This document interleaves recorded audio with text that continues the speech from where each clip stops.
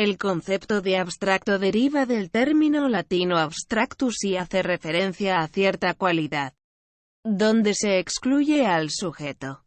Cuando la palabra se aplica al ámbito artístico o un artista, describe a la intención de no representar seres u objetos concretos, en cambio, se contemplan solo elementos de forma, color, estructura o proporción, por ejemplo. El arte abstracto es, entonces, un estilo que hace foco en los detalles formales, estructurales y cromáticos y los profundiza a través de la acentuación de su valor y poder expresivo. El artista abstracto no imita modelos ni trabaja de acuerdo a inspiración de tipo natural. Su origen se remonta aproximadamente a 1910 como una reacción al realismo y a la aparición de la fotografía. De esta forma, el arte abstracto no considera que se justifique la representación figurativa y, por lo tanto, la reemplaza por un lenguaje visual autónomo que cuenta con sus propios significados. En la pintura el estilo abstracto se aleja completamente de las estructuras planteadas por el realismo, donde toda obra era una representación de algo específico, paisajes, casas, flores, seres vivos, y utilizando un lenguaje que no tiene forma ni códigos específicos y donde la libertad se ve reflejada sobre todo en el uso del cromatismo, representa entidades que no tienen su modelo en la realidad.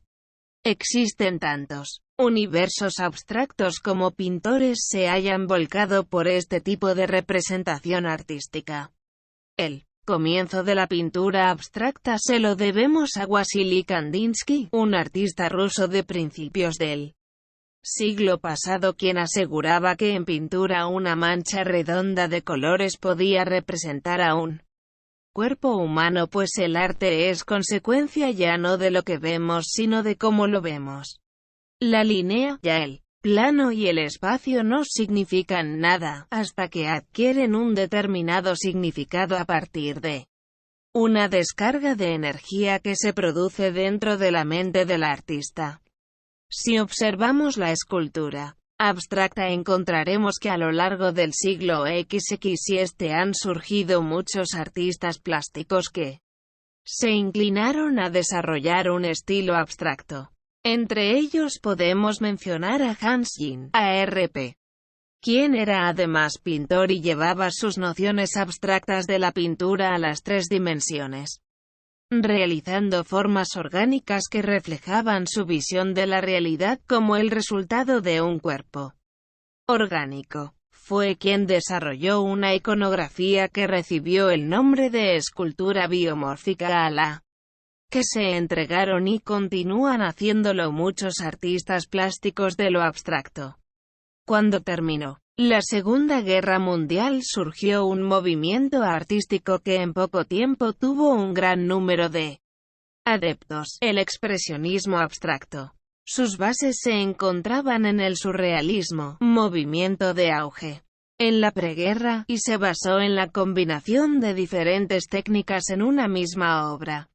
Un importante estilo que se vuelve muy popular en este movimiento es el collage, que utiliza mezclas de diferentes materiales o elementos como yeso y arena, para darle a una tela plana una cierta rugosidad tridimensional característica de la escultura. Entre los fundamentales protagonistas del expresionismo abstracto se encontraron Jackson Pollock y Willem de Kooning.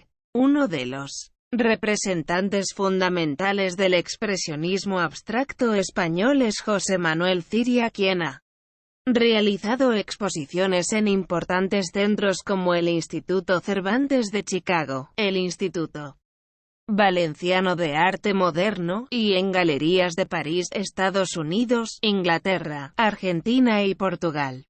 Lo abstracto en gramática, matemáticas y filosofía. En el ámbito de la gramática existe el término de sustantivo abstracto. Para comprender este concepto es necesario aclarar previamente el de sustantivo. Un sustantivo es uno de los elementos fundamentales en una oración, el cual no necesita de la aparición de otro para tener sentido y existir dentro de la misma: casa, niño, perros, Elena.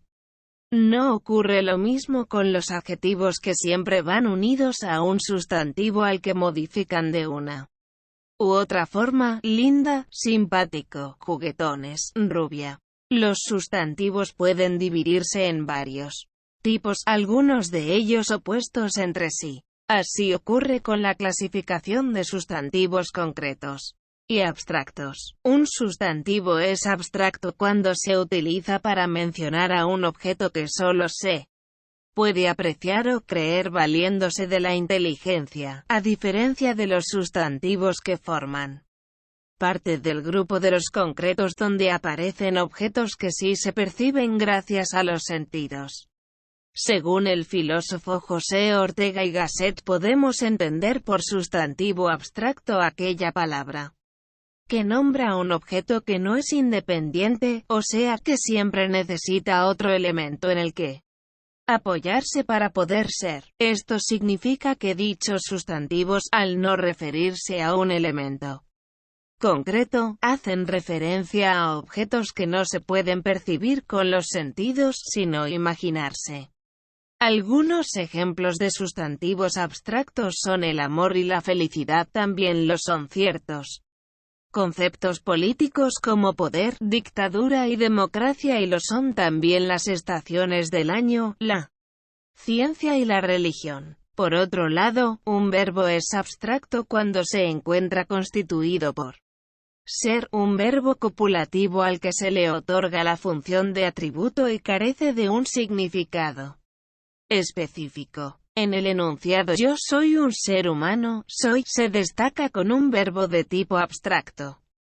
En el campo de las matemáticas existe el concepto de álgebra abstracta, que reúne el sector de las matemáticas que trabaja con los esquemas algebraicos: anillo, grupo, cuerpo o espacio vectorial. Este estudio surgió de la necesidad de obtener una mayor exactitud en las definiciones matemáticas. Cabe mencionar también dentro de esta definición la noción de pensamiento abstracto, la cual hace referencia a los mundos interiores creados por el ser humano para comprender la existencia. Consiste en la forma en la que el ser humano agrupó las ideas, conceptos, imágenes y objetos que le permiten contener los conocimientos.